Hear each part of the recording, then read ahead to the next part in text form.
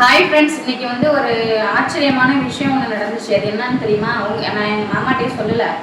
காலையில் அவங்க தூங்க போகிறதுக்கு முன்னாடியே சொல்லியிருந்தேன். அப்புக்குட்டி வீடியோ ஒன்று போட்டிருந்தேன்னா, அப்பு வீடியோ போட்டேன் அப்படின்னாலே வந்து யூடியூப்பில் அப்பையிலேருந்து இப்போ வரையுமே அது எதுக்காக அப்படின்னா, நிறைய பேர் முன்னாடி வந்து ஃபோட்டோ எடுத்து வைப்பாங்க சின்ன பிள்ளையில. அதுக்கப்புறம் பெருசானதுக்கப்புறம் காட்டுவாங்கள்ல.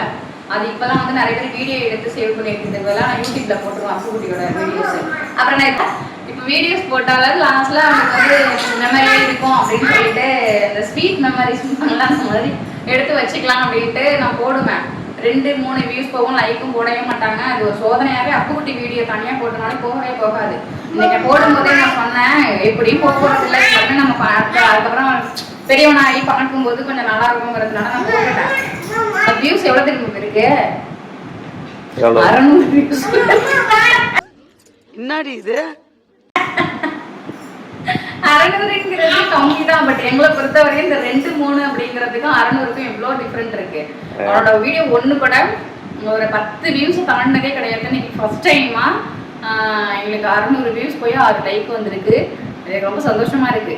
வெற்றிக்கான முதல் படிப்புல இருக்கு. அதை கூட ஷேர் பண்ணிக்கணும்னு நினைச்சேன். என் மாமாட்டையுமே சொல்ல இப்போதான் நான் அந்த வீடியோ மூலியமா சொல்றேன். அவ்வளோதான். அதுக்குன்னு ஒரு சின்ன வீடியோஸ் ஜாலியா இருக்குங்க. ஓகே, பாய்.